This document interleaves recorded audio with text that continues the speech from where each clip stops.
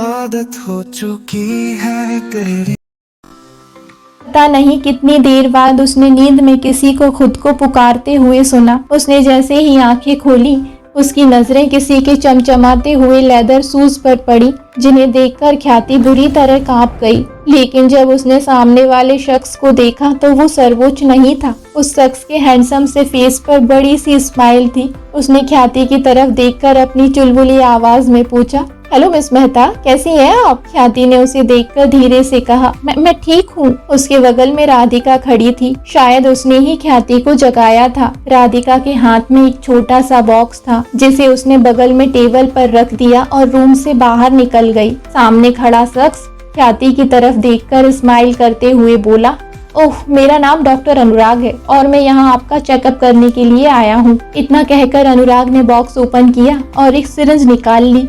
Syringe देखकर ख्याति थोड़ा घबरा गई। अनुराग ने फौरन उसे कंफर्टेबल फील कराते हुए कहा, अरे डरने की कोई बात नहीं है, मैं प्रोफेशनल हूँ, हम बस कुछ टेस्ट करेंगे। उसने एक बेल्ट लेकर ख्याति के बाजू पर बांध दिया। फिर एंटीसेप्टिक में भीगी हुई कॉटन वॉल से ख्याति के हाथ को क्लीन करने के बाद उसकी नीली नसों से इंजेक्शन में कुछ ब्लड भर लिया। अनुराग ने ख्याति की हार्ट बीट, ब्लड प्रेशर सब कुछ चेक किया और बोला, मिस मेहता, आप इतनी एंसियस क्यों हैं? Just relax, everything is fine. ख्याति चीख चीख कर कहना चाहती थी, मैं पिछले कई दिनों से एक रूम में बंद थी और बाहर निकालकर जिस तरह से ये लोग मुझे ट्रीट कर रहे हैं, साफ समझ में आ रहा है कि मैं कोई बलि की बकरी हूँ जिसकी आज रात बलि दी जाने वाली है। लेकिन उसने कुछ भी नहीं कहा और अपनी नजरें झुका ली। उसके अंदर की उथल पुथल को समझते हुए अनुराग बोला, अगर कोई भी बात हो तो आप मुझसे शेयर कर सकती हैं। मुझे अपना फ्रेंड समझिए। वैसे मैं उम्र में आपसे बड़ा हूँ तो आप मुझे अपना भाई भी समझ सकती हैं। भाई वर्ड सुनकर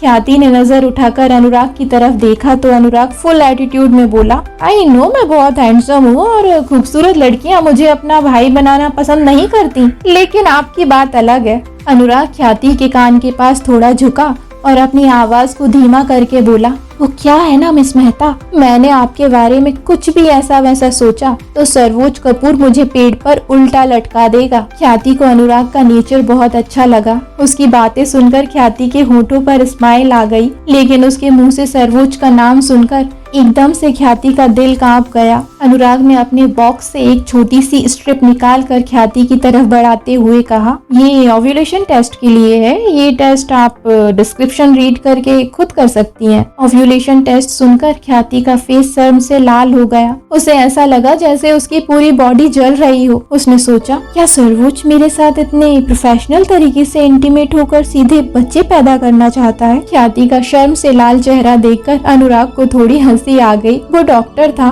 उसके लिए ये सब चीजें बहुत नॉर्मल थी, लेकिन शायद सामने बैठी लड़की ये सब पहली बार फेस कर रही थी। हालांकि ओव्यूलेशन टेस्ट करने के और भी कई तरीके थे, लेकिन अनुराग ने उन तरीकों में से कोई भी यूज नहीं किया। उसे अच्छी तरह पता था उसका सनकी दोस्त सर्वोच्च उसका गला दबा देगा। कुछ देर बाद अनुराग ने अपना सामान पैक किया और वहाँ से चला गया। अनुराग के सामने ख्याति बहुत शांत दिख रही थी, लेकिन उसका दिल अब जोर जोर से धड़क रहा था। पहले उसकी बॉडी को क्लीन करना, फिर अच्छी तरह से खाना खिलाना और फिर अभी मेडिकल टेस्ट, इन सब का एक ही मतलब था, सर्वोच्च उसके साथ बेड शेयर करने वाला था। उसे यकीन हो गया था कि वो बहुत जल्द सर्वोच्च के बेड पर होगी। सर्वोच्च के छूने के ख्याल से ही ख्याति की रीढ़ की हड्डी में सनसनी होने लगी थी। रात के वक्त ख्याति बेड पर लेटी थी, लेकिन उसे नींद नहीं आ रही थी। उसे हर चींटी, झींगुर, गाड़ियों की आवाजें परेशान कर रही थी। 10 किलोमीटर दूर भी अगर कोई कुत्ता भौंक रहा था तो उसकी आवाज भी ख्याति को डरा रही थी। यहाँ तक कि जो आवाजें दुनिया में एग्जिस्ट ही नहीं करती थी, ख्याति उन्हें भी सुन सकती थी।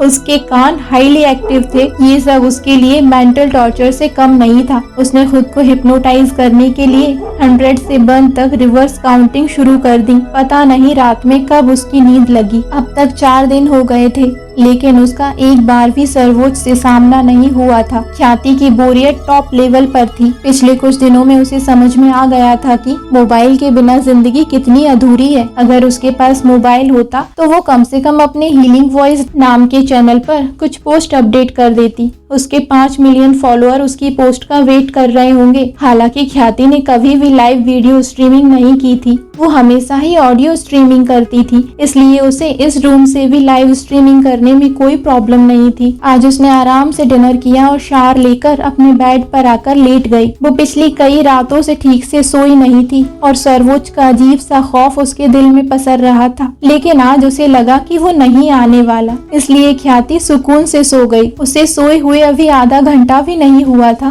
कि उसके रूम का डोर नॉक होने लगा।